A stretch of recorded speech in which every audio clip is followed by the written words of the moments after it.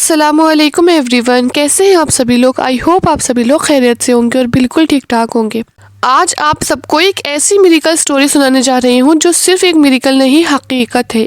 ایسی حقیقت جو آپ کو یہ یقین دلائے گی کہ اللہ دیر کرتا ہے لیکن خالی نہیں لوٹاتا۔ آج کا زمانہ ایسا ہے کہ لوگ جلدی ٹوٹ جاتے ہیں، جلدی روتے ہیں، جلدی ہار مان جاتے ہیں، لیکن آج جس لڑکی کی میریکل سنا رہی ہوں اس نے نہ ہار مانی نہ پیچھے ہٹی، اس نے بس تہجد اور سورہ یاسین پڑھی۔ اس نے صرف تہجد اور سورہ یاسین پڑھی اور اللہ نے اس کی گردن اونچی کر دی، یعنی اس کو کامیاب کر دیا۔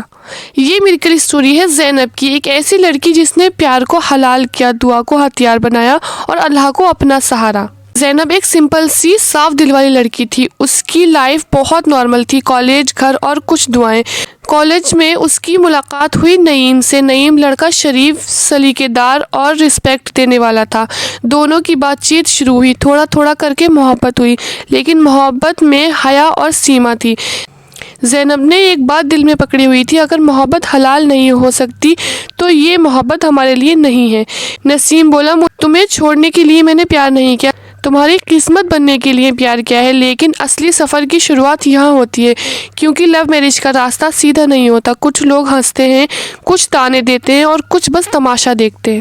جب گھر میں بات کی گئی، نسیم کی فیملی نے صاف کہا، ہم لو میرج نہیں کرتے، ہمارے یہاں لڑکی گھر والوں کی پسند سے آتی ہے۔ زینب کی طرف سے بھی ٹھنڈا جواب آیا، ہم اپنی بیٹی کو ایسے نہیں دیں گے، لڑکا اچھا ہو سکتا ہے لیکن طریقہ غلط ہے، پہلے پڑھائی پوری ہو پھر دیکھیں گے۔ زینب روئی نہیں، چلائی نہیں، وہ بس اپنے رب سے کہتی رہی، جو لکھ دیا ہے میرے لیے وہی اچھا کر دے۔ دھیرے دھیرے باتیں بند ہو گئیں، گھر والے دور، رشتہ رک گیا، بات ختم ہو گئی اور محبت ایک امتحان بن گئی۔ اسی وقت ایک دوست نے زینب سے کہا، تو صرف رو کر کیا کرے گی، تہجد پر، سورہ یاسین پر، اللہ سے مانگ، کیونکہ اللہ ٹوٹے دل کی آواز نہیں ٹالتا۔ یہ بات زینب کے دل میں بیٹھ گئی۔ اسی رات سے زینب نے وقت بدل دیا، رات کو اٹھتی، تہجد کی نماز ادا کرتی اور اس کے بعد سورہ یاسین کی تلاوت کرتی اور پھر دعا کرتی، یا اللہ اگر نصیب میرے لیے اچھا ہے، بہتر ہے تو میرے لیے راستہ کھول دے، اور اگر نہیں ہے تو میرے دل کو اس کے بنا زندہ کر دے، مجھے اس کے بنا رہنا سکھا دے۔ زینب نے کسی انسان سے امید نہیں رکھی، صرف اللہ سے رکھی۔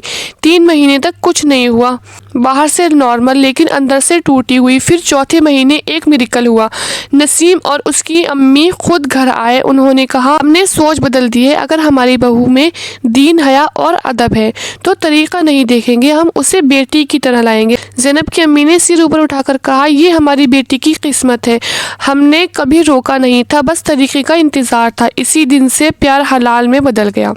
نکاح بہت سادہ ہوا، کوئی جھگڑا نہیں، کوئی دکھاوا نہیں، صرف دعائیں۔ زینب بولی، میں نے دعا میں مانگا تھا اس لیے اللہ نے عزت میں دیا۔ شادی کے بعد لیکن اصلی امتحان شروع ہوا۔